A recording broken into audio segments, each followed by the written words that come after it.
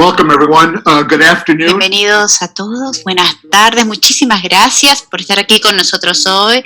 The Dialogue tiene el placer y estamos muy orgullosos de haber publicado el cuarto paper final sobre la profundización sobre las políticas sanitarias en las Américas. La idea de esta iniciativa emergió el año pasado durante el contexto del gran shock del brote de la pandemia.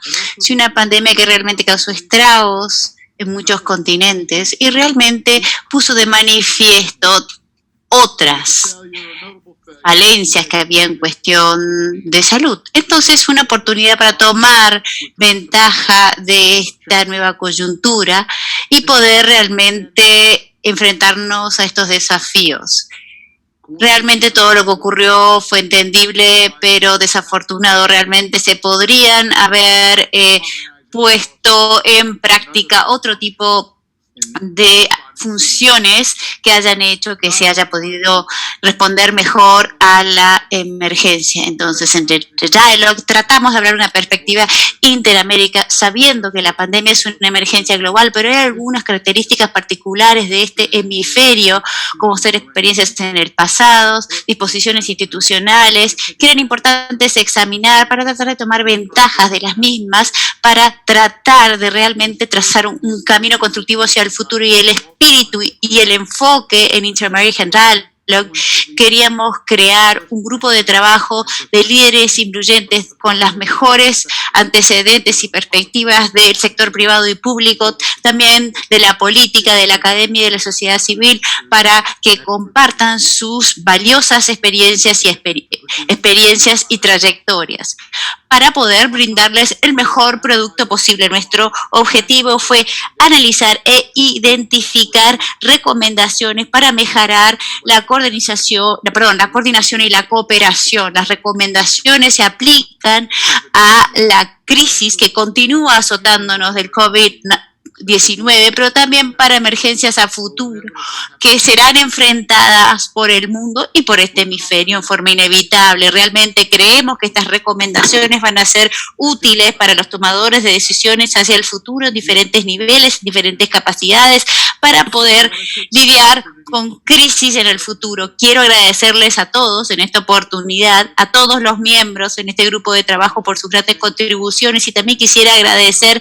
a nuestros copanelistas Julio Frank y Helen Gale, impresionantes copanelistas que están con aquí nosotros. También quiero agradecer a Antonio Heli Botero por sus grandes contribuciones a este foro, y a Beatriz, como nuestra directora técnica, por su gran esfuerzo y soporte, y también a Denis Yanovich en The Dialogue por su coordinación, por toda la iniciativa que ha tomado y todo su trabajo arduo. También quiero reconocer el trabajo y la contribución tan valuable de nuestro director de nuestro programa educativo, y también gracias especiales a todos los que nos apoyan, el Banco Mundial, el BID y United Healthcare. Sin ellos no podríamos haber realizado todo lo que hemos hecho hasta ahora. Bien, el formato para hoy va a ser el siguiente.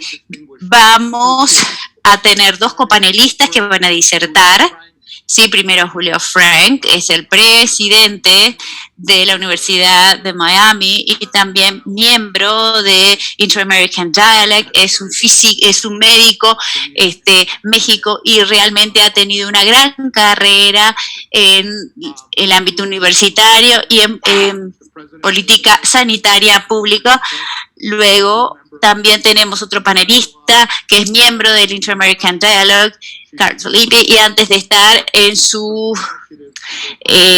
aquí en the Inter-American Dialogue, también estuvo trabajando en otros organismos y está súper preparada para entender cuáles son los desafíos a nivel globales, y antes trabajó como presidente y CEO de Care USA. Helen Gale también tiene una trayectoria impresionante y muy distinguido currículum. Entonces, tenemos a Julio y a Helene, somos muy afortunados de tenerlos a ellos. También tenemos 2 comentadores para hablar sobre este paper final. Van a compartir con nosotros también sus visiones. También vamos a escuchar a Carlos Felipe Jaramillo de Colombia, el vicepresidente para la región de Latinoamérica y el Caribe en el Banco Mundial, que realmente ha sido un gran líder en el banco, siempre focalizado en todo lo que es crecimiento, pobreza, en equidad y también la protección del medio ambiente. Y luego, para nosotros es un placer también tener aquí a Ramiro Guerrero, que es el decano de la Facultad de Economía y Finanzas en la Universidad IES en Cali, Colombia. Y también Ramiro ha trabajado como asociado también en FEDesarrollo, que es un tanque de pensamiento de política económica en Colombia y también ha trabajado en la revista Semana. Es un placer para nosotros tenerlos como comentadores y después de sus comentarios vamos a abrir la sesión a la audiencia para más comentarios o preguntas que tengan para hacer los participantes. También pueden enviar sus preguntas utilizando el feature de Q&A o enviando sus preguntas a meetings@dialogue.com. Tenemos traducción simultánea en español y en inglés, entonces pueden los que quisieran tener interpretación simultánea hacer clic en el botoncito que les indica el idioma de su preferencia. Bien, sin más para decir, es un gran honor entonces para mí presentar en primer lugar a Julio Frank y luego él será secundado por Helene Gayle. Muchísimas gracias, Michael, muchísimas gracias y gracias a todos por estar aquí hoy. Realmente para mí es un gran placer poder estar aquí con ustedes y ser parte, digamos, de este producto de la combinación del gran trabajo que hemos hecho, que es la profundación de la cooperación y la coordinación para las políticas sanitarias en las Américas. Este es un momento único en la historia humana, ¿sí? Porque estamos comenzando a transitar un camino complejo, ¿sí? De emerger de una pandemia con una magnitud que no hemos experimentado en siglos. La pandemia exacerbó y produjo algunas crisis a nivel social, económico, cultural, ha exacerbado, digamos, algunas cosas que ya eran de base o algunos temas que ya eran existentes. Entonces, en nuestra región tenemos 1/3 de las muertes por COVID-19. Todavía no ha terminado la pandemia, tenemos muchísimas barreras al acceso a la salud, hay falta de coordinación, hay falta de acceso a las vacunas y también, ¿qué pasa? Hay gente que no se quiere vacunar en los lugares donde sí hay vacunas, entonces es como una situación muy particular. Y a pesar de que todavía estamos, digamos, en el epicentro de la pandemia, necesitamos aplicar las lecciones aprendidas y empezar a construir no solo la nueva normalidad, pero sino el muy normal o la muy nueva normalidad.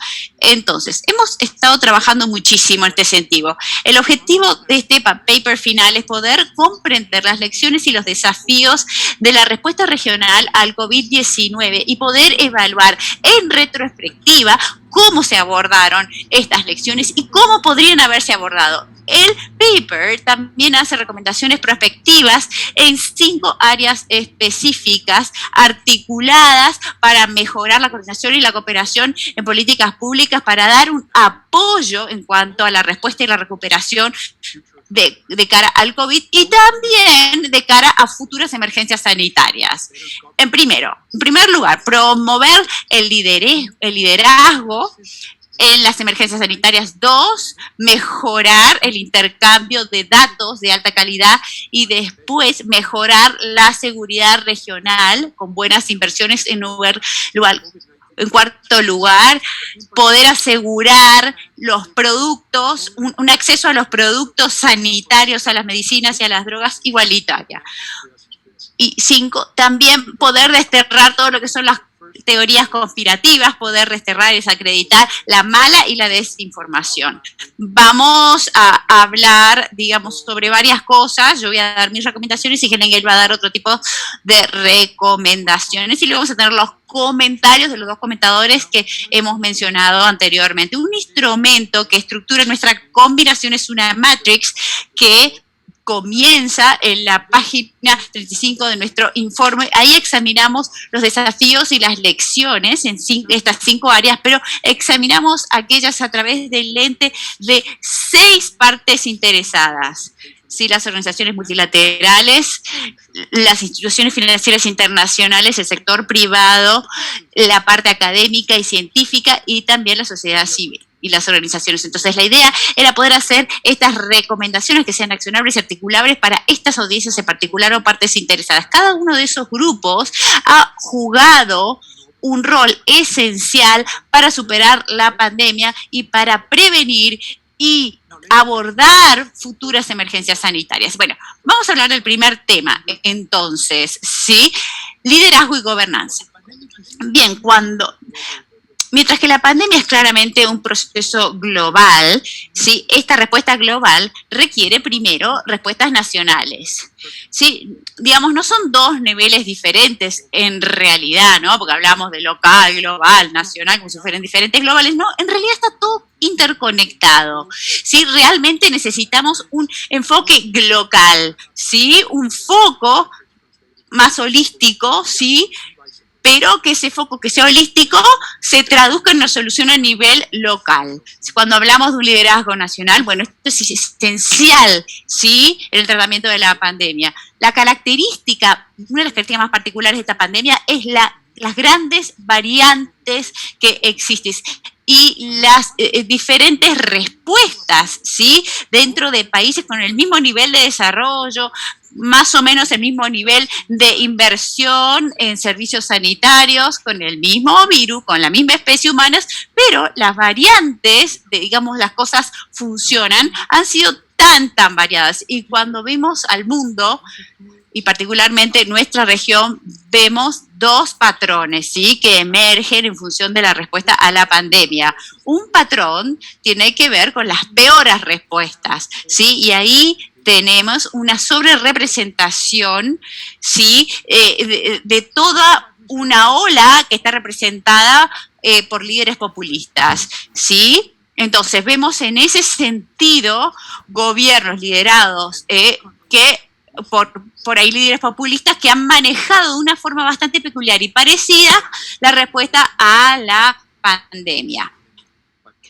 Ese es uno de los patrones. Bien, y esto es porque los gobiernos populistas tienen una tendencia, primero, a subvaluar la experiencia, a no confiar en la ciencia y, muy tristemente, politizar las conductas, ¿sí? De las personas y jugar con las vacunas. Entonces hay una sobrerepresentación de estos tipos de regímenes en nuestra región en el momento, y ese es un gran factor que explica este número desproporcionado de casos a nivel mundial. Entonces el segundo patrón está en las antípodas y tiene que ver con los países que creen en la ciencia, que han actuado a tiempo, que han confiado en la experiencia, en el trabajo, y en vez de crear grietas políticas, lo que han intentado hacer es unir a las personas en un lugar común. Y lo que es interesante es que acá vemos, digamos, gobiernos liderados por mujeres, ¿sí? No estoy diciendo que es una relación de causa-efecto, pero es un tipo diferente de liderazgo, y yo creo que una de las grandes lecciones de la pandemia es por ahí poner un poco el foco en esto, ¿no? Que han habido mujeres que han sido muy buenas líderes a nivel gobierno en este sentido. Estos 2 contrastes tienen también algo más particular, ¿sí? Hay una estrategia equilibrada para poder comprender las realidades económicas y sociales en función de la pandemia. Bien, entonces si reflexionamos un año después de la pandemia, nos ponemos a pensar, ¿no? Había un artículo en el Financial Times de Joan Ferrari dijo y notó, es que la humanidad, digamos, encontró la forma de ayudarnos o de ayudar a su propia especie, ¿sí? Especialmente cuando uno lo compara con la pandemia de la influenza un siglo atrás, pero al mismo tiempo cuando vemos lo que ocurrió con la ciencia, hemos visto una falla masiva del liderazgo, y las recomendaciones para este primer tópico tienen que ver con abordar esa falla, ese contraste entre lo que se ha logrado a nivel científico y, entre otras cosas, el desarrollo de vacunas efectivas y seguras en un tiempo récord nunca visto antes. Entonces, acá estamos basando esta articulación. El liderazgo, por supuesto, tiene que ver con hacer o tomar decisiones basadas en datos, en información. Entonces, esto tiene que ver con incrementar el intercambio de información de calidad. Tiene que ver con desafíos, en cómo obtenemos, intercambiamos e utilizamos la información relacionada no solo al COVID-19 y en esta enfermedad en sí misma, pero también en cuanto a las respuestas a la sociedad, ¿sí? ¿Cuál es la respuesta que hay por parte del sector privado y la politización de esta respuesta?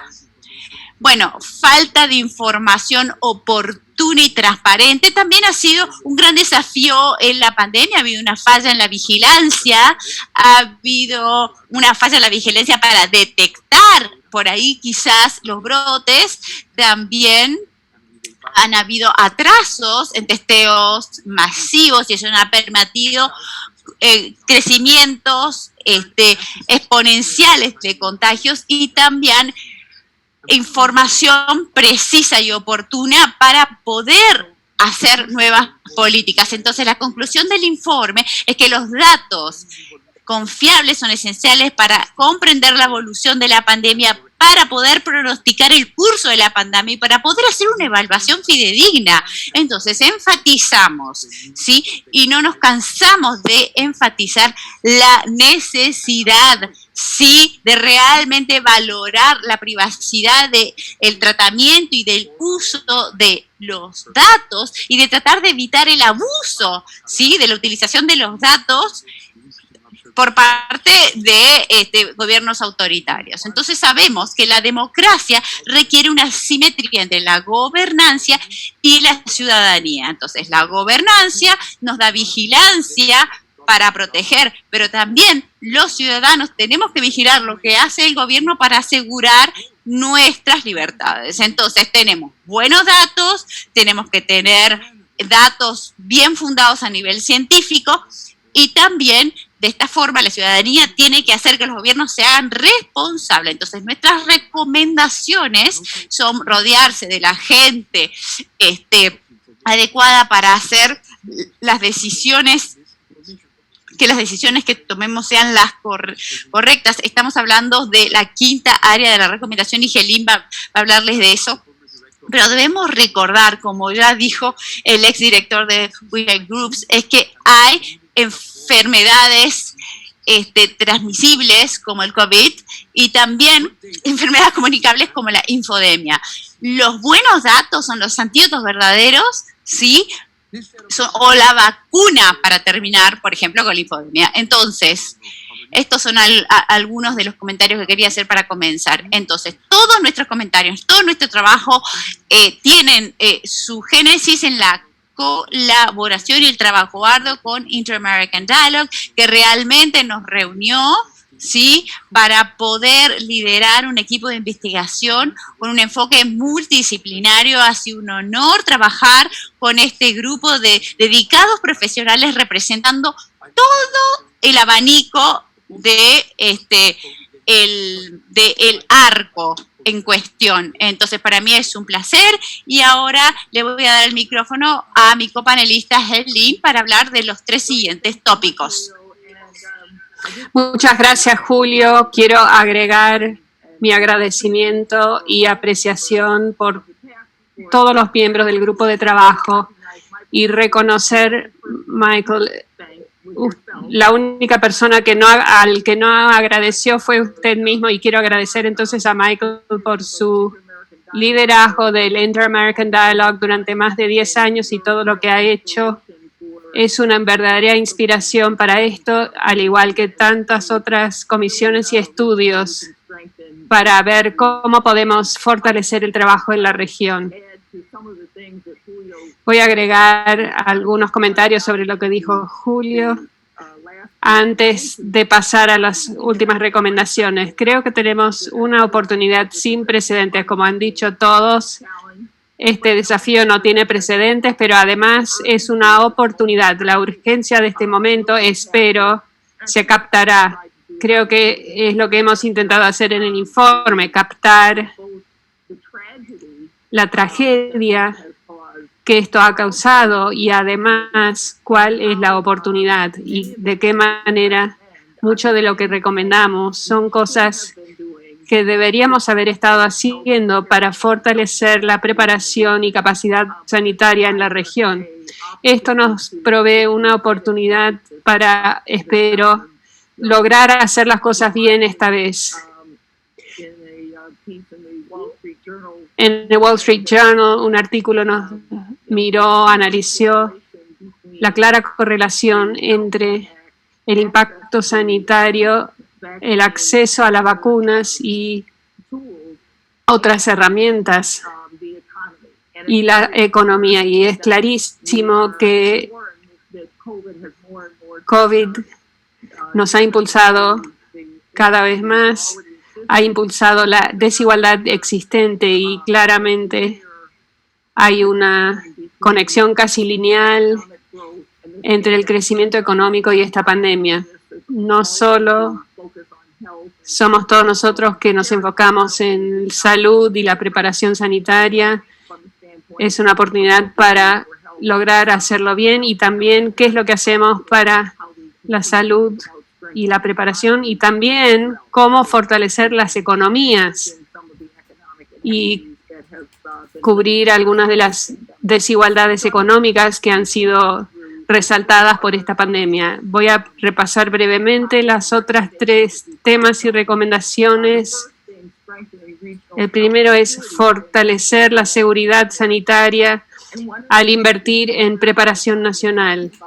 Hemos hablado de la capacidad bajo el Reglamento Sanitario Internacional, que fueron centrales a nuestras discusiones, porque la epidemia, la pandemia, ha demostrado algunos de los desafíos para cumplir con las exigencias de la RSI. El RSI es reconocido como un instrumento robusto para tratar o abordar las amenazas a la salud. Sin embargo, su capacidad y potencial nunca se ha logrado en forma suficiente. Han habido esfuerzos inadecuados para lograr las capacidades centrales del RSI y no hubo el tipo de implementación que se necesita para lograr los tipos de resultados que queremos. Entonces, pensando en las sanciones, en los incentivos, ¿cómo podemos construir esta capacidad? En este sentido, el grupo de trabajo propuso 5 recomendaciones para fortalecer la capacidad central de RSI en las Américas. Las recomendaciones se basan en el apoyo institucional del Banco Interamericano de Desarrollo y el Banco Mundial, que han estado activamente involucrados en la discusión del RSI y para formular estas propuestas. Los leeré brevemente, están en el informe, pero tratan algunas de las maneras en que se puede fortalecer el RSI, no solo para esto, sino para el futuro. Uno es desarrollar revisiones de pares en redes y la noción de la rendición de cuentas y la exigibilidad se resaltan. Segundo, fortalecer inversión en sistemas sanitarios para ayudar a aumentar la capacidad sanitaria de salud pública y mejorar los servicios públicos. Reconocemos que la capacidad sanitaria pública ha bajado entre crisis, así que esta es una oportunidad para fortalecer la capacidad sanitaria en un momento de urgencia crítica. Asegurar la seguridad sanitaria debe quedar entre las prioridades de los gobiernos. A menudo dejamos de lado temas relacionados con la salud y los ex ministros de salud y pensamos solo en el contexto del Ministerio de Salud, pero es fundamental que las prioridades sanitarias se pongan en las agendas de los ministros de Economía, por supuesto con la colaboración de los ministerios de salud, pero la seguridad sanitaria debe darse más importancia en la agenda. Expandir la colaboración dentro de la región, especialmente en asociaciones sanitarias con más cantidad de países latinoamericanos y del Caribe, en términos de fortalecer la capacidad sanitaria y fortalecer la participación en el marco de las discusiones para la preparación y respuesta ante pandemias, mirando vehículos ya establecidos en Estados miembros, para colaborar con el trabajo en la OMS y aumentar la participación activa. Estas fueron las recomendaciones que hicimos para fortalecer la seguridad regional, invertir en preparación y fortalecer todo esto para el futuro. El cuarto tema es asegurar acceso igualitario a productos y herramientas sanitarias, en particular las vacunas. No hace falta dar muchos detalles sobre cuán desigual ha sido el acceso a las vacunas y cómo los países han considerado sus propios intereses nacionales para la importación de vacunas y hubo faltas de vacunas, faltas de medicamentos, faltas de insumos y otros productos sanitarios que salvarían vidas. Malas normas en términos de productos de salud, falsificaciones, todos estos desafíos que hemos visto, y esto ha hecho aparecer algunos de los peores ejemplos de colaboración en relación con el acceso a las vacunas y otros productos sanitarios. Entonces, claramente fue un área de gran discusión sobre qué manera podemos hacer esto más igualitario, asegurando que lo que hemos visto en términos de las iniciativas unilaterales y distribución fragmentada de insumos y servicios, y mirar cómo lo podemos hacer de manera más integrada, mirando más allá del propio interés. Propusimos 7 recomendaciones sobre acceso equitativo para la región de las Américas y los mencionaré. 1, fortalecer las autoridades regulatorias nacionales en Latinoamérica y Caribe. Claramente el rol de las autoridades regulatorias es crítica, pensando no solo en el acceso, sino también asegurar alta calidad de los productos disponibles. 2, mejorar la coordinación regional en COVAX. COVAX ha sido tan crítico en términos del acceso a las vacunas. Los países podrían hacer mucho más para trabajar en conjunto y asegurar la disponibilidad de suficientes recursos económicos, financieros, para que COVAX pueda proveer acceso a vacunas. Hacer acopios de insumos médicos. Sabemos que muchos países ingresaron en la situación sin tener el acopio de materiales que los habría preparado mejor para las necesidades urgentes. La mayor parte de los países de la región tienen que trabajar en asegurar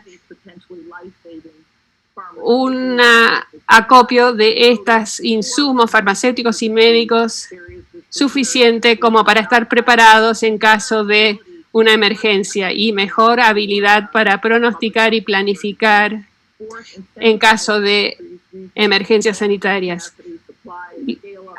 Aumentar la capacidad de producción en la región de insumos sanitarios. Hemos hablado del rol del sector privado y cómo muchos países en América Latina y el Caribe tienen la capacidad de fabricación, y esa capacidad debe fortalecerse para que no se dependa solamente de unos pocos países y que haya una capacidad regional para producir insumos y pensar en acceso equitativo. 5, incentivar y fortalecer las negociaciones para la contratación regional en un esfuerzo para tener un sistema más integrado de contratación que no sea unilateral y con precios justos. Claramente los gobiernos pueden negociar mejores precios e insumos más confiables si esta contratación se hace de manera más integrada. 6, optimizar la entrega de servicios de salud y plataformas a través del fortalecimiento de los sistemas sanitarios en la región, asegurar que haya una prioridad de mirar servicios esenciales de salud y fortalecer los servicios esenciales de salud para que cuando estén disponibles los insumos, las plataformas de servicio también estén disponibles y acelerar la facilitación del acuerdo de facilitación de comercio. Existe el acuerdo, pero hay que establecer una mayor prioridad al respecto. Por último, Julio ya lo mencionó, es control y gestión de la mala información, desinformación y teorías conspirativas. Hemos hablado de cómo esta es la primera infodemia global, donde la mala información, la desinformación ha impulsado en esta pandemia, sean noticias falsas, rumores, medios sociales, estigmas, todo lo que hemos visto en esta pandemia que ha llevado a comportamientos dañinos para los esfuerzos de prevención y control y han impulsado algunos de los peores conductas en términos de los tipos de colaboración que hubieran sido necesarios y para haber actuado de manera más rápida y más colaborativa. 2 recomendaciones. 1, las autoridades regionales y nacionales de salud tienen que promover información basada en ciencia. Julio lo mencionó muy bien. Ciertas tendencias políticas llevaron a una falta de creencia en la ciencia y impulsó parte de la desinformación y mala información. Todos tenemos una parte que cumplir, sea gobierno, autoridades sanitarias y medios, todos tienen un rol que cumplir. Segundo, recomendación, desarrollar estrategias en cuanto a la mala información y desinformación y teorías conspirativas. Todos tenemos un rol. Creo que aquí es donde miramos las ciencias del comportamiento y de la comunicación y otras áreas que a menudo no aprovechamos. Son importantes pensando en el rol de la información, cómo podemos verificar la información, establecer sistemas que permitan verificar rumores o anularlas y asegurarnos que la información sea basada en evidencia de manera accesible para el rango de población que intentamos alcanzar. Con esto voy a cerrar y diré una vez más, es un gran honor haber sido parte de esto y ver el compromiso de las personas en fortalecer la región, usar las herramientas que tenemos, pero usarlos con mayor urgencia y algunas de las innovaciones que creo que salieron durante nuestras discusiones. Creo que ahora es mi turno para pasarle la palabra a quien sigue en la lista. Michael, le paso la palabra a usted que tiene la lista. Gracias. Muchas gracias, Aline. Excelente. Gracias, Julio. Muy claro. Muy claras sus presentaciones sobre los puntos principales. Ahora pasaremos a la discusión. Tenemos 2 comentadores. Empezaremos con Carlos Felipe. Muchas gracias, Michael. Felicitaciones a Julio y Helene y todos los miembros del grupo de trabajo por este gran informe. Si quieren alguna crítica de este informe, no lo encontrarán en mis comentarios. Quiero decir que me resulta muy convincente y apoyo casi todo el análisis y las recomendaciones. Es maravilloso traer todas estas perspectivas de un amplio rango de personas. Quiero agradecerles a ustedes y a Michael y al Inter-American Dialogue, también a Heidi, por reunir a todas estas personas en torno a este documento. Es un honor estar aquí junto a Ramiro en Colombia. Gracias a este trabajo hemos podido reflexionar sobre la respuesta regional al COVID hasta el momento. Las lecciones son las correctas y las recomendaciones son importantes. Deben ayudar a la región a avanzar hacia un futuro que no sea solo una nueva normalidad, pero como dijo Julio, una mejor normalidad. Creo que la conclusión para mí es la falta de coordinación efectiva en todos los niveles, internacional, dentro de países. Se identifica en el informe como el factor clave tras la incapacidad de la respuesta, y estoy totalmente de acuerdo. Esta falta de coordinación ha ido más allá que temas sanitarios, también ha afectado a una cantidad de otras áreas importantes para esta respuesta, como el movimiento de bienes entre países, el comercio, problemas fronterizos de tecnología informática, etc. Esta falta de coordinación también ha sucedido dentro de países luchando para liderar una respuesta efectiva con sus propios gobiernos subnacionales y a nivel local y estatal. Y creo que es muy importante. Me centraré en mis 10 minutos en 4 comentarios principales, uno para cada eje de trabajo del informe presentado por Julio y Helene recién. Y para anunciar que, por supuesto, el Banco Mundial y seguramente las otras organizaciones deben jugar un importante rol en apoyar los esfuerzos a futuro, espero que en una manera coordinada. El primer eje es sobre datos. Como me recuerda mi hijo, los datos son aburridos y los registros son aburridos, la informática es aburrida, sí, pero pueden generar la diferencia entre la vida y la muerte, y en este caso creo que la falta de inversión en sistemas informáticos confiables, incluidos historias clínicas electrónicas, debe mejorarse para tener una mejor respuesta a la pandemia. Desarrollar sistemas que pueden captar señales tempranas de brotes claramente no es una lotería, sino una necesidad. Se necesitan innovaciones de inteligencia artificial, de tecnología, que puedan permitir a los países hacer mejores decisiones en una emergencia, y también para entender mejor el desempeño del sistema sanitario y cómo resolvemos sus diferentes aspectos. En este sentido, también digo, estamos preparados para trabajar, y el banco ofrece asistencia para crear sistemas informáticos más robustos y eficientes y de datos. Y otro punto que siempre me recuerda hijo es que la información hoy en día es muy, muy valuable, y por eso tenemos todas estas compañías, ¿sí?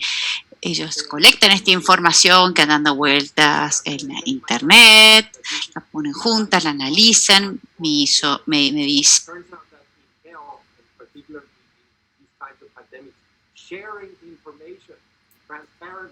On a regular basis is absolutely key.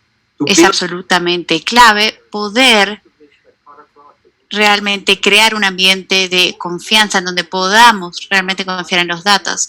Hay que discutir cuál es la información clave que debería compartirse a través de los países y cómo estandarizar, mejorar los datos de calidad, y cómo esta información puede realmente ser utilizada para que sea utilizada para bien, digamos, para el bien de los países con cierto nivel de interdependencia, incrementando la movilidad de las poblaciones y que haga que esto sea una inversión de importancia crítica. Vamos a hablar con el no cumplimiento con el Reglamento Sanitario Internacional. Y aquí quisiera resaltar la importancia de la evaluación, de la priorización y de la inversión en ese orden. Yo creo que sí, bien, los países, digamos, están cada vez más cerca, digamos, del ideal de reglamento sanitario internacional, pero falta muchísimo todavía por hacer.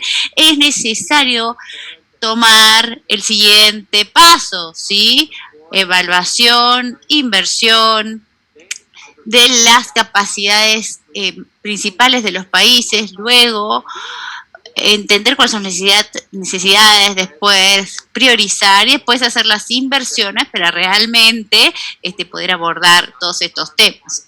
Entonces, para cumplir con el Reglamento Sanitario Internacional hay que seguir un proceso, enfatizo de nuevo, necesitamos ¿sí? un proceso, una revisión regular de las respuestas con la pandemia. No solo tiene que ver con cumplir con las normas y los estándares, sino también con las respuestas, ¿sí? El Reglamento Sanitario Internacional debería ser aplicado con un enfoque proactivo basado según las diferentes capacidades, pero no solo basarse en las capacidades con los puntajes más bajos, pero sino hacer un sistema de evaluación continuo junto con el soporte de la Organización Panamericana de la Salud, los bancos de desarrollo multilaterales que están trabajando también para identificar las oportunidades para las mejores y que están listos para coordinar juntos este esfuerzo. El tercer eje tiene que ver con el acceso equitativo, como dijo Helen.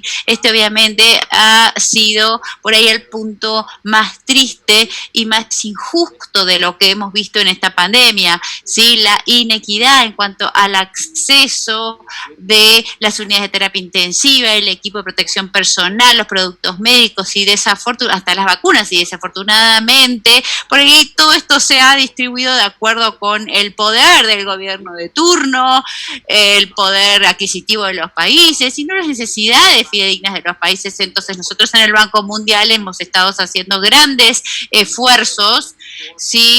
Hemos, por ejemplo, dado soporte para todo lo que es adquisiciones, ayudando a las compañías para producir más respiradores, para producir más equipos de protección personal. Hemos trabajado con farmacéuticas.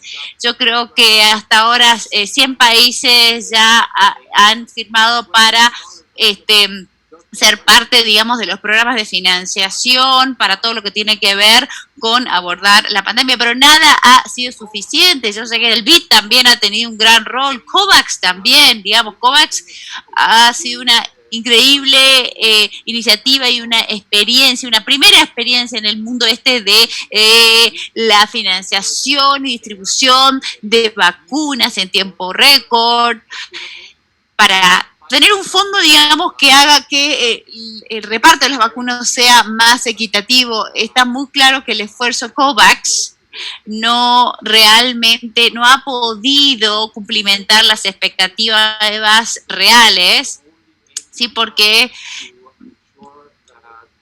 hay pocos, digamos. Es muy difícil poder asegurarle a los países pobres o los países de ingresos medianos para que tengan un acceso equitativo y por lo menos necesario a las vacunas que necesitan. Ya lo han visto, ¿no? En toda Latinoamérica y el Caribe.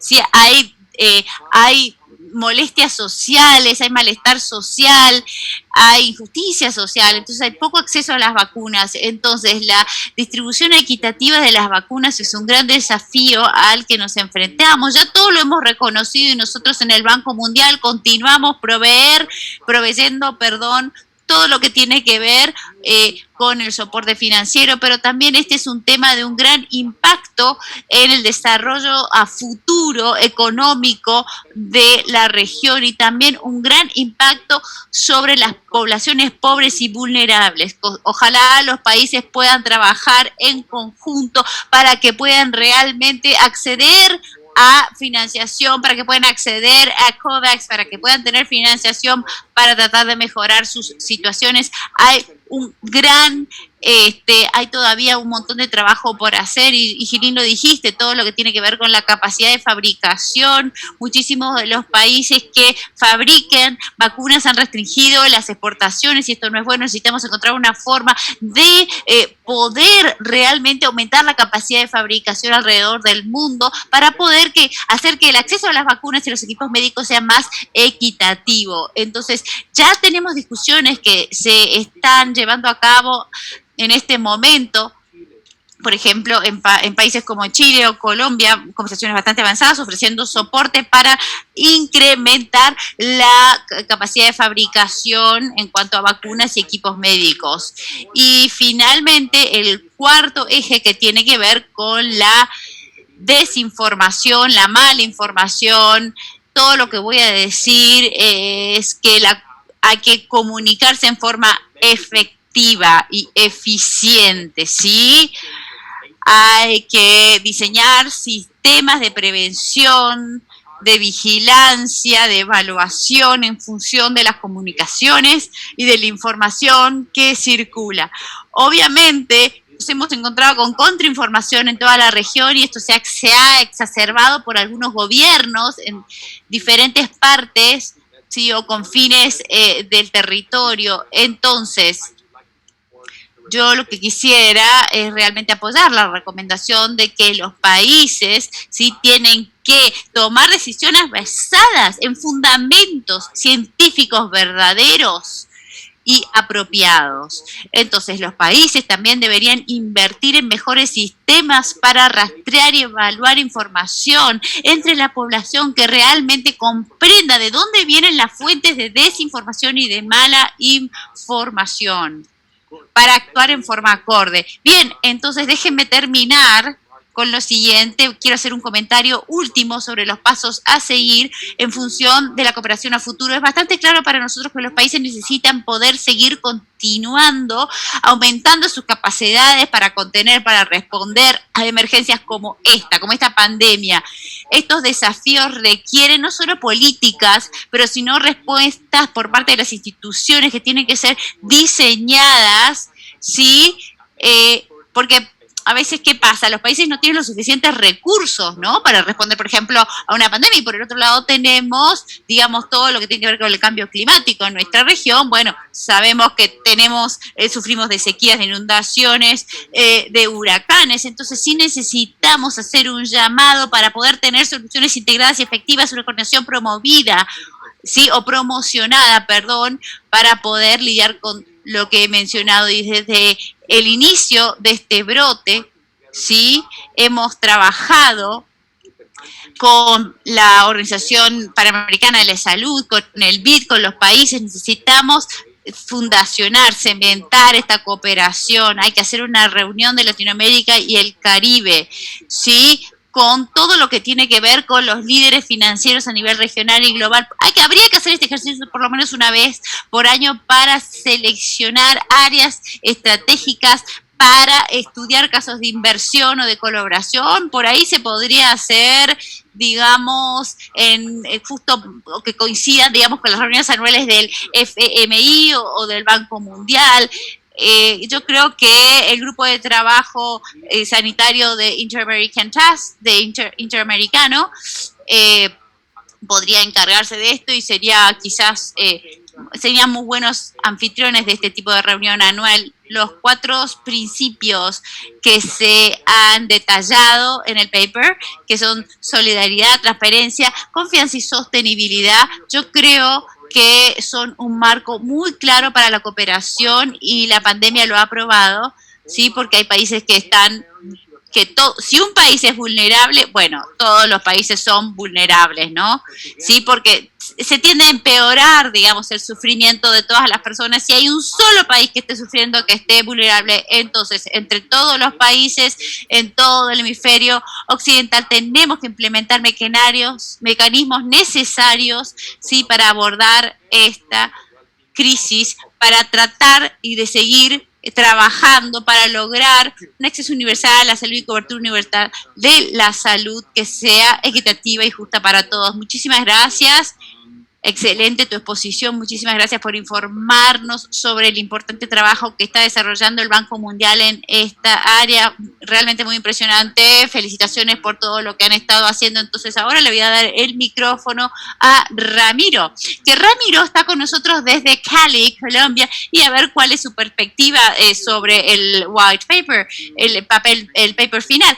Documento final. Muchísimas gracias entonces, Michael, por la invitación que me ha extendido Inter-American Dialogue. Realmente para mí es un placer estar aquí con ustedes para poder compartir algunos comentarios que tengo sobre este documento final llamado White Paper. Entonces yo voy a comenzar diciendo que, bueno, me encantó la forma en que realmente lo enmarcaron con estos 4 ejes. Estos ejes claramente identifican las dimensiones sobre las cuales las políticas internacionales sanitarias deberían entenderse y comprenderse, porque a medida que el continente atraviesa la pandemia es muy importante entenderlo. Yo creo que todos los aspectos a nivel político se pueden comprender muy bien, ¿sí?, a través de toda la narración, y yo creo que ha sido una forma muy útil enmarcarlo de esta forma. Y como dijo Carlos Felipe, él habló sobre algunos temas en particular y algunas recomendaciones sobre el acceso, etcétera. Comenzaría yo con el intercambio de los datos, que obviamente esto está relacionado con las capacidades técnicas y claramente es urgente poder reforzar todo lo que tiene que ver con la vigilancia en todos los niveles, ¿sí? Entonces, las instituciones deben poder hacerlos. Entonces, tenemos algunos países que realmente tienen institutos nacionales de salud o instituciones muy fuertes en cuanto a la técnica. Entonces, en primer lugar,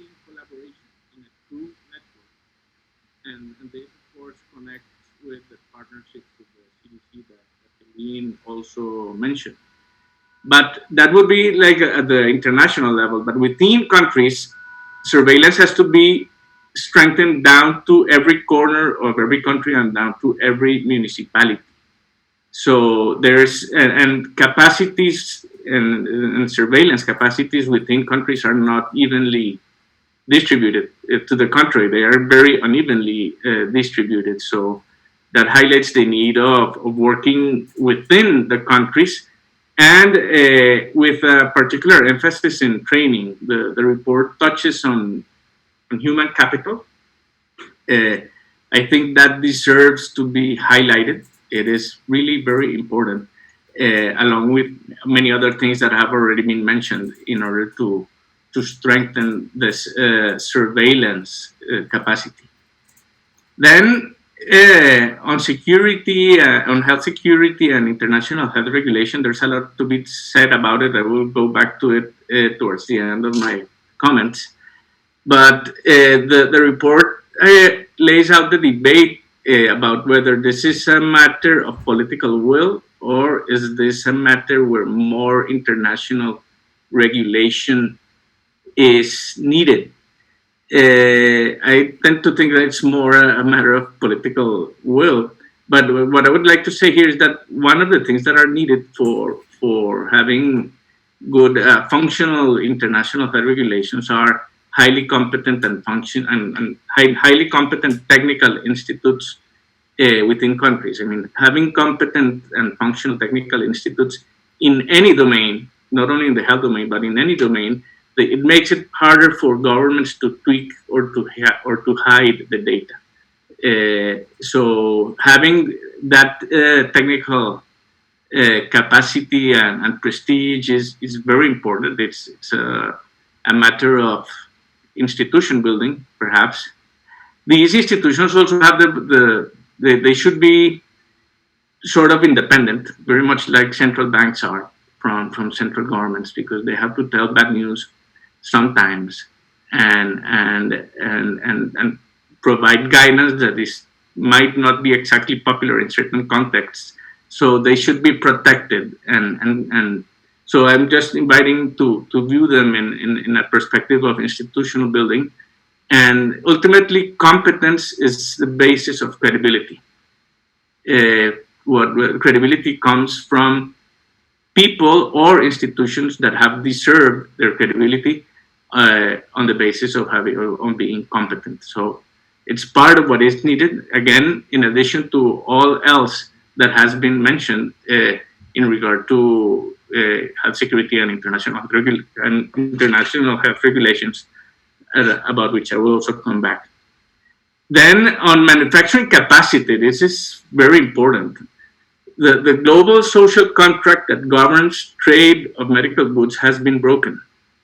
Trade implies specialization. Some countries decide to renounce or to abandon their capacity to produce certain goods in the expectation of being able to buy them from other countries in case of need. It's of course a long-term commitment in good times and bad, in sickness and health, very much like in marriage. But the countries that have specialized in the past in manufacturing critical medical goods have proven to be unreliable partners. And that's very sad, and that has happened within the hemisphere. Hoarding and export bans have been labeled a moral failure, specifically in regard to vaccines by WHO Director General. It is true. It is a failure that will have long-term consequences. I mean, es una falla que tendrá consecuencias a largo plazo y los países de bajos recursos en la zona no tienen oportunidad de alcanzar en términos de tecnología científica. Llevaría mucha inversión, una buena cantidad de paciencia y de perseverancia, porque como se mencionó, el Banco Mundial está apoyando la construcción de estas capacidades. No hay una alternativa dado lo que ha sucedido, pero se ha roto en términos de confianza internacional en las relaciones y el contrato social en cuanto al intercambio de bienes tan importantes. Avanzando hacia otro pilar es el tema de la mala información y la desinformación. Es tan importante que el informe lo llama infodemia, porque la desinformación mata. Se dijo hoy, un día de estos, hay mucho para hacer. Estamos acostumbrados a decir que una información se vuelve viral, se viraliza. Esto se usa, es muy cierto en nuestro contexto porque no tenemos un entendimiento tan bueno de cómo se difunde la información como lo tenemos de cómo se difunde un virus. En última instancia son las personas que comparten la información. Hola. Si queremos identificar la mala información y la desinformación, tenemos que ver dónde se originó la información y, más importante, el mecanismo por el que se ha difundido. Hay un libro escrito por Robert Schiebel, que es un economista que, se ganó un premio Nobel, en donde aplica modelos epidemiológicos para analizar cómo se distribuyen las historias o los cuentos, y habla y dice, los cuentos o las historias se van a distribuir, digamos, si tienen cierto nivel de veracidad o no. Entonces tenemos que invertir en todo lo que tiene que ver con la ciencia, con este nuevo fenómeno, la ciencia de la distribución de la información. Entonces ya no hay un control vertical de la información por parte de los gobiernos o las sociedades democráticas. Vivimos en un mundo en donde tenemos personas, sí, que distribuyen la información, aparte del virus, ¿no? Pero tenemos que comprender mejor estas dinámicas. La ciencia de la información, sí, que se disemina, la información de las redes, la información que navega por las redes, que se distribuye. Sí, tenemos que pensar en políticas, ¿no? En este sentido, ¿cómo saber digamos, ¿cuál va a ser la solución? Si no, por ahí la educación, nuevas regulaciones. Las regulaciones, bueno, tienen sus cositas, a veces son controversiales, entonces por ahí quisiera, digamos, mejor invertir en el estudio de poder comprender estos nuevos paradigmas de la información y su distribución para, digamos, encontrar una respuesta a esta nueva infodemia, ¿no? Porque, bueno, no solo va a ser relevante para esta pandemia, sino para futuras pandemias, ¿sí? Y por último, pero no menos importante, el liderazgo político y la gobernanza. Entonces, cumplimientos con el Reglamento Sanitario Internacional, la cooperación, la coordinación, el compromiso con marcos multilaterales, todos tienen algo en común, ¿sí? Todos tienen que ver con materias de voluntad política. Todo tiene que ver con voluntad política, en definitiva, repito. Entonces, por ahí un cumplimiento reticente no va a ser bueno, no. Se necesita voluntad política y eso no se puede forzar, ¿sí? Entonces, la pregunta es, ¿cómo se logra esto? ¿Sí? ¿Cómo se genera una voluntad política auténtica y un compromiso en el largo plazo en función del multilateralismo? Eso es una gran pregunta. Pero bueno, es algo que lo quería decir. Yo creo que Julio me va a corregir, pero fue Walter Reed, creo que lo dijo muchos años atrás, pero para controlar la malaria hay que aprender a pensar como un mosquito, ¿o no? Entonces creo que lo dijo bien, ¿o no? Bien, entonces podemos decir que para poder promover la voluntad política primero tenemos que pensar como un líder nacional, y un líder nacional no opera en forma aislada, ¿sí? Porque tiene que rendir cuentas con su Congreso, con los partidos políticos, tienen que rendir cuentas a la opinión pública. Entonces, con todos estos actores, si estos actores no se comprometen a nivel multilateral, quizás que si no se logra este compromiso no vamos a llegar a puerto seguro, ¿sí? Entonces, hablamos de una matrix en donde tenemos un montón de recomendaciones para ciertos actores y cada actor tiene que poder identificar cuál es su papel a cumplir. Tenemos organizaciones multilaterales, hay otra columna para las organizaciones financieras internacionales, otra para la sociedad civil. Y después lo que yo diría es que cuando miramos a la columna de los gobiernos tenemos que comprender esto un poco más ampliamente, ¿sí? Sobre todo cuando hablamos de recomendaciones hechas a el sistema político entendidos en forma más amplia, ¿sí? Y cuáles son por ahí las limitaciones que tienen, ¿sí? Estas cuestiones en función de la coyuntura y de lo que esté ocurriendo en el momento, en función de los actores que lo rodean, etcétera. Entonces, ese sería mi comentario final y nuevamente muchísimas gracias por la invitación y felicitaciones, por supuesto, al grupo de trabajo y a todos los panelistas presentes. Entonces, ahora le voy a dar el micrófono a Michael.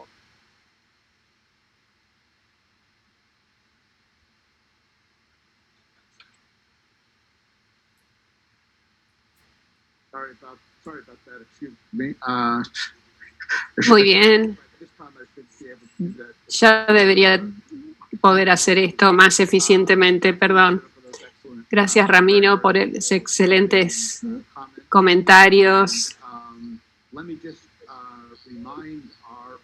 Voy a recordar a nuestro público que si desean unirse a la conversación, los invito a enviar preguntas con el preguntas y respuestas en Zoom o enviarnos a meetings@thedialogue.org, enviar su pregunta. Tenemos varias preguntas. Empezaré con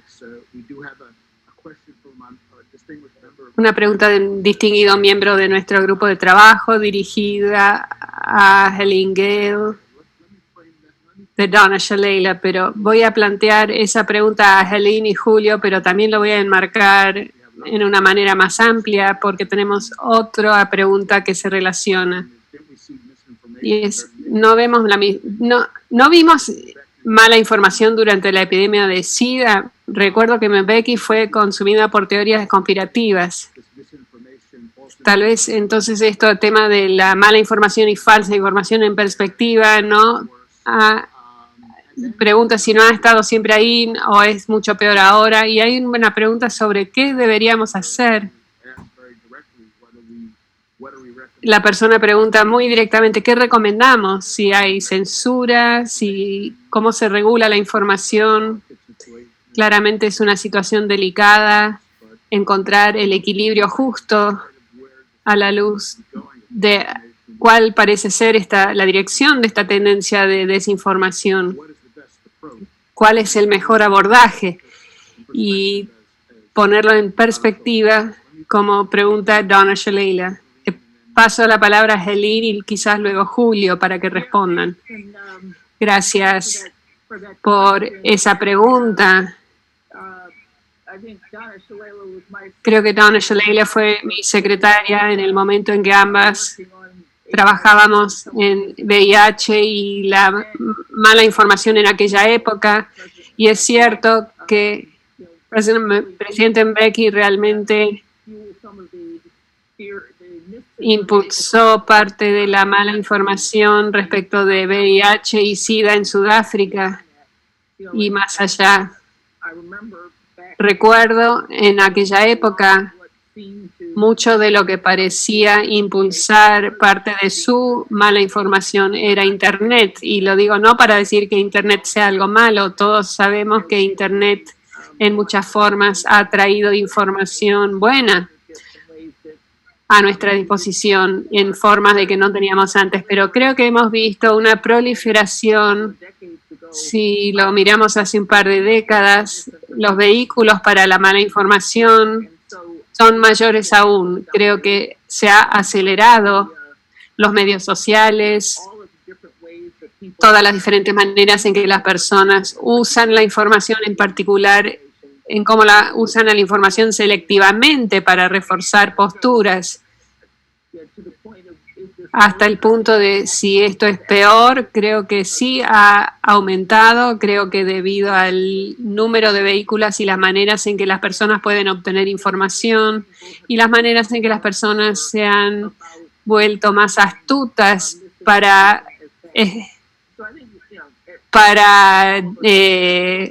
hacer parecer que la mala información son hechos. Entonces sí tenemos un problema.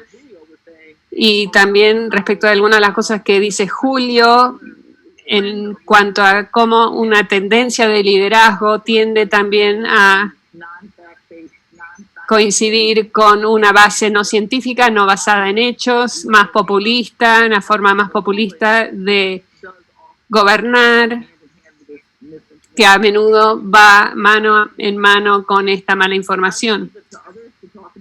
Dejaré que otros hablen de la regulación y cuál es el equilibrio justo. Me parece un tema muy complejo. Hay personas aquí que son expertos en este tema y igual les parece muy difícil. Pero para nosotros que estamos considerando cómo obtener cómo transmitir buena información,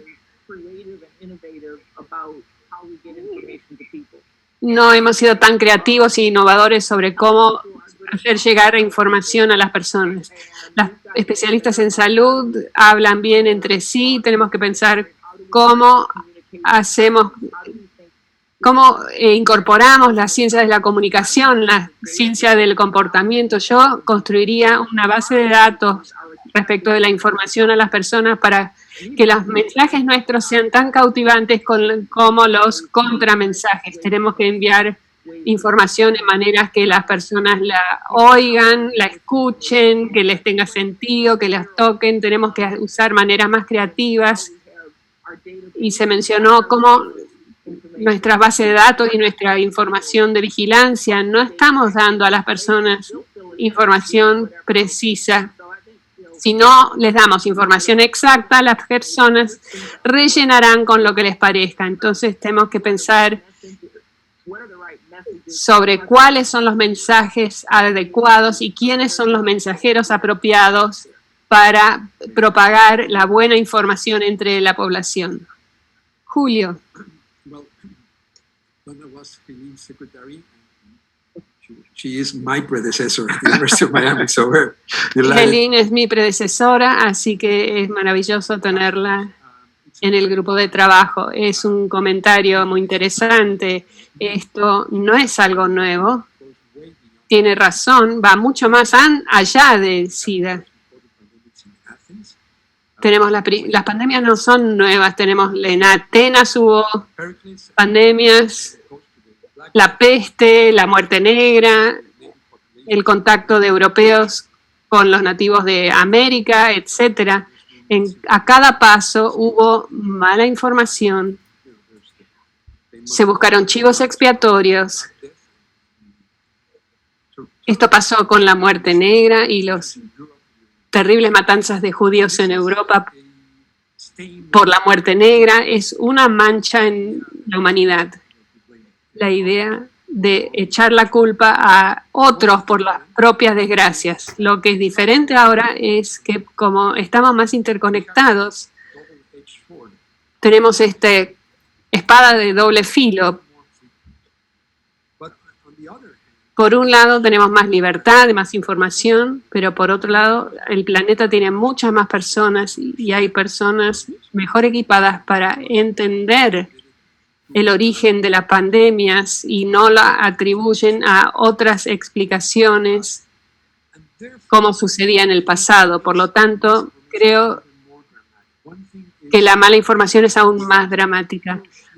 Una es la mala información que surge de la ignorancia puramente, pero en una época donde entendemos el origen de los virus, donde entendemos la biología básica por la que funcionan las vacunas o las máscaras faciales impiden la transmisión, el hecho de tener ese nivel.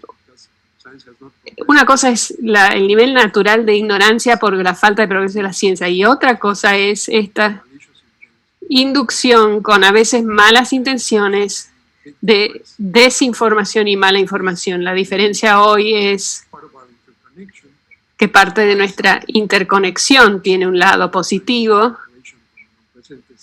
y se logra cooperación científica que nos ha dado vacunas en tiempo récord, pero también tiene un lado oscuro en que cualquier mala información, como dijo Ramiro, se viraliza instantáneamente,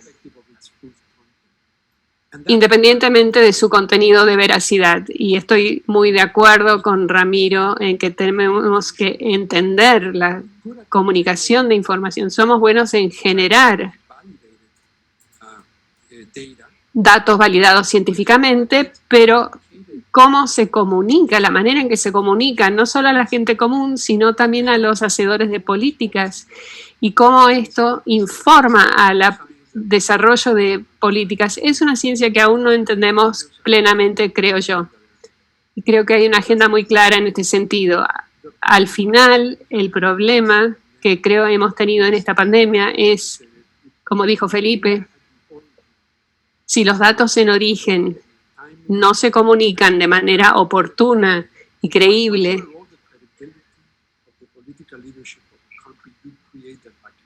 se crea un vacío. Esto es lo que ha sucedido especialmente en líderes populistas que vienen de esta desconfianza en la ciencia y hostilidad activa contra los expertos. Ahí empezamos a ver la minimización, las promesas constantes de que esto iba a desaparecer, que era como una pequeña gripe. Y lo vemos en nuestro continente, desde Trump aquí hasta López Obrador en México, en toda la geografía de nuestro hemisferio, casi como un libreto en común de minimización. Y esto erosionó la credibilidad y creó este vacío que luego se llenó con la mala información. Creo que se trata de una cuestión de liderazgo. Los buenos líderes, los que se han desempeñado bien, han realizado comunicaciones con varias características. La información fue clara, toda empieza con C, clara, concisa y creíble. Y los malos líderes fallaron en los 3 puntos. Creo que esta es una gran lección. Tenemos que invertir más en entender esa infodemia paralela que se inicia con malos sistemas de datos que crean un vacío, pero luego, incluso cuando los datos son correctos y la ciencia y el entendimiento de la naturaleza del virus es correcta, ¿cómo aseguramos que eso se comunique de manera creíble y que haya un elemento activo de intervención oportuna en el frente de la comunicación? Al final, algunas de las mayores victorias de la salud pública se lograron al poder traducir la información científica en comportamientos correctos. Por ejemplo, lavarse las manos. Esa traducción fueron fundamentales en el caso del SIDA. Aplicar una vacuna, usar una mascarilla, toda esta traducción creo que en sí es una cuestión de investigación y algo que cuando miramos los fracasos en liderazgo, este es un punto donde podemos funcionar mucho mejor la próxima vez.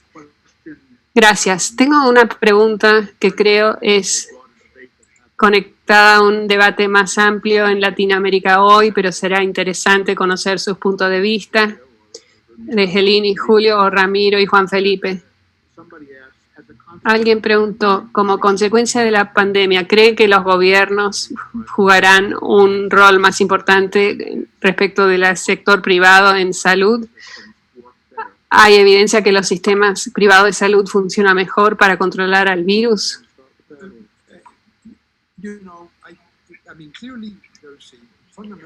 Claramente hay un rol fundamental. Es difícil depender solamente en mecanismos privados. Con esto entendemos la asignación de recursos siguiendo mecanismos simples de mercado. Esto sucede sea salud pública o cuidado de salud entregado a individuos. Esto es conocido. Creo que es un falso dilema realmente. Al final, un buen sistema de salud que funcionan bien tienen un elemento de cuidado que es la función pública por gobiernos que luego deben rendir cuentas, y esto incluye proporcionar bienes públicos básicos como buenos datos y establecer las reglas del juego y proporcionar liderazgo y dirección en tiempos normales y en particular durante una pandemia. Pero esta función pública debe ser realizada por efectores en que hay una mezcla de actores públicos y privados. No hay ningún país en el mundo que tenga un sistema de salud puramente público o puramente privado. Siempre hay una mezcla, una combinación. Para mí la clave es cuando se asignan las funciones correctas, las funciones se distribuyen a diferentes actores y funciones como cuidado, financiamiento. El financiamiento de salud tiene que ser más que todo público. Esto no es una posición política, pero cuando se trata de la entrega de servicios, las mejores estructuras son las pluralistas y combinan entidades privadas y entidades públicas. Entonces, si hay financiamiento público y vigilancia, entonces se puede lograr un buen desempeño. Los mejores sistemas son los que tienen la mejor combinación público-privado y los peores son los que no logran esta combinación en su proporción adecuada.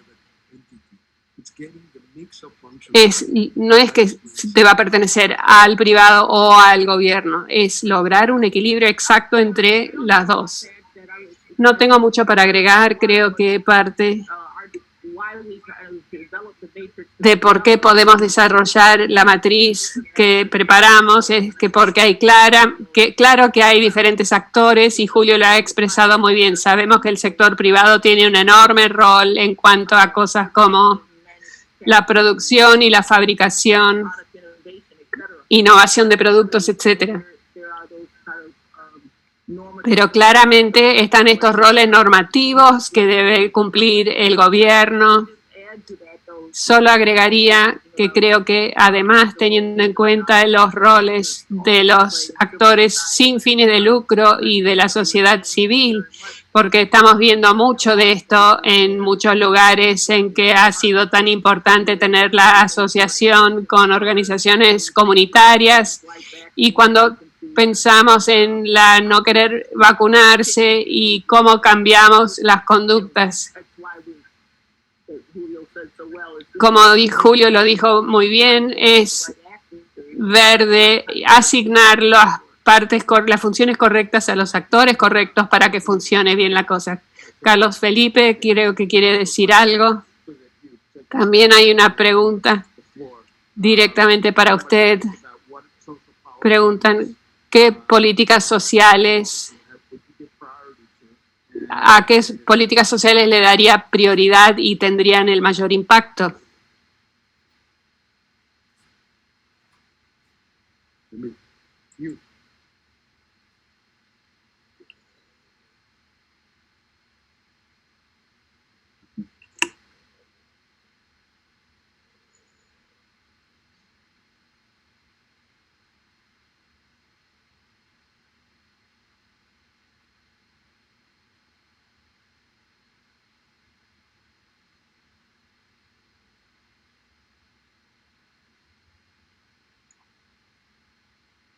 I think we're not.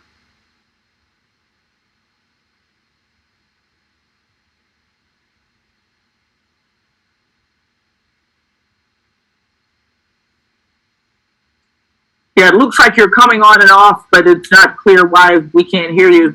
I think we all figured that this many months into this, there's no way.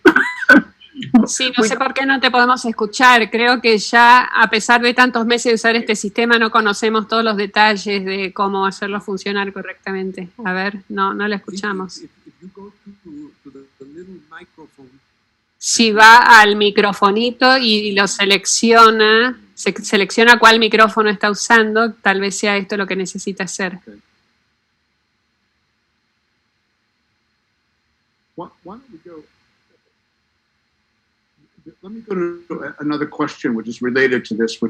Pasemos a otra pregunta relacionada, que es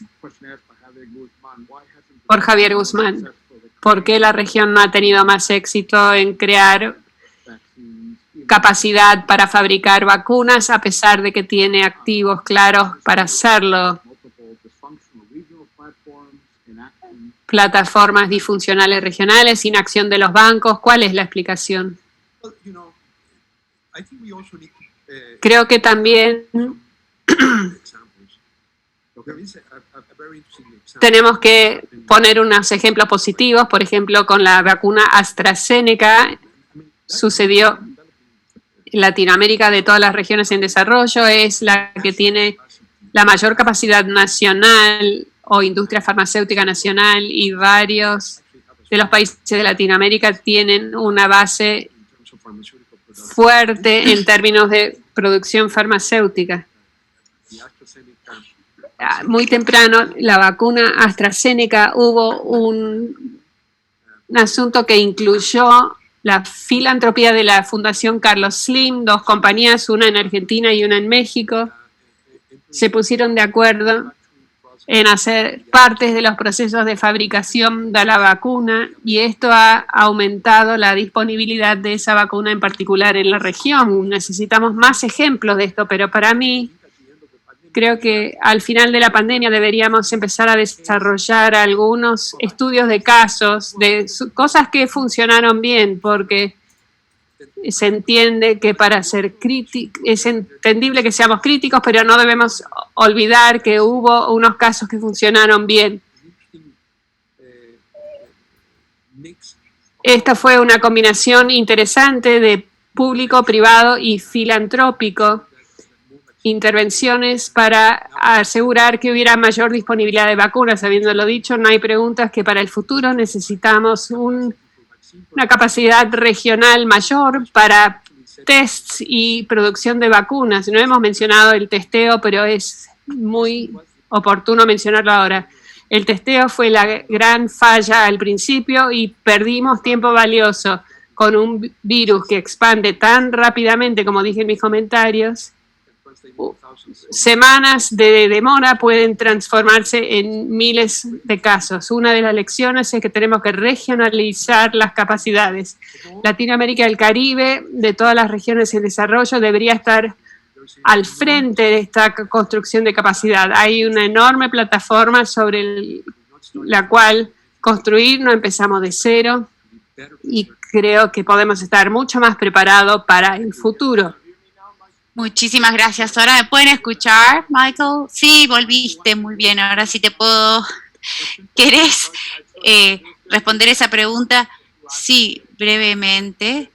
Sí, un poco subirme a lo que dijeron Julio y Helen sobre el sector privado, en función de que hay un par de cosas, digamos, que percibo, pero no tengo evidencia, obviamente, que soporte lo que percibo, que los países en donde el despliegue de las vacunas ha tenido un enfoque comprensivo de la sociedad, hablando del sector privado, del sector público, organizaciones de la sociedad civil, digamos, todos los que estuvieron, digamos, participando en las campañas de vacunación, donde todos han participado, digamos, es donde hemos visto los mejores resultados. Han sido experimentos naturales, ¿no?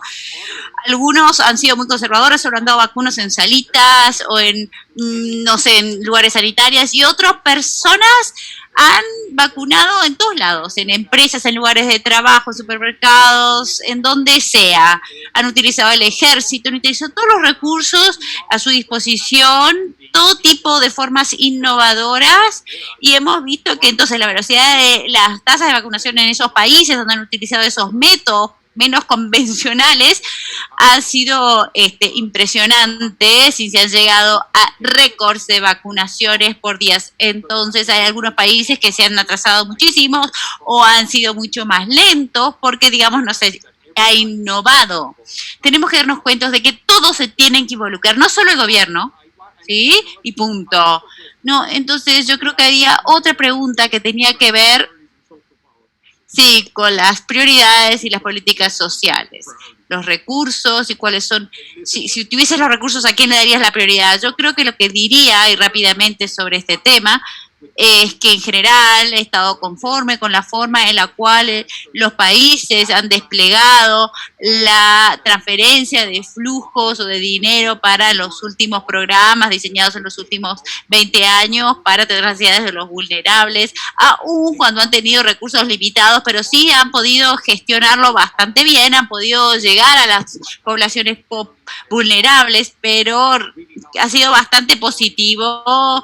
Sí, yo creo que el despliegue ha sido positivo en ese sentido, pero hacia el futuro yo creo que la política social que me gustaría ver más fortalecida, sobre todo luego de los últimos 18 meses, es todo lo que tiene que ver con la educación. Esto va a tener grandes repercusiones hacia el futuro, ¿sí? Porque no hay nada que podamos hacer, ¿sí?, para que estos chicos vuelvan a estar a donde tendrían que estar. ¿Cómo se va a hacer? Esto va a tener un impacto que va a durar todas sus vidas, esta pérdida de 18 meses de educación para muchas de las poblaciones. Ramiro, entonces, ¿vos tenés algún comentario, algo que quisieras compartir con nosotros, alguna opinión? Y si no tuvieses nada para decir, bueno, ya llegaríamos al fin de nuestra reunión. No, solamente volver a resaltar lo que dijo Carlos Felipe. Sí, yo creo que es muy importante darle atención al tema de la educación, ¿sí? Ver qué hacemos con ese tema ahora. Necesitamos realmente atender este problema porque es un problema urgente, ¿sí? A ver cómo se va a hacer para salvar esta brecha. Bueno, entonces, para decirles, tengo lo siguiente, una discusión fantástica, una conversación fantástica. Muchísimas gracias, Ramiro, Carlos Felipe, por sus comentarios tan valiosos.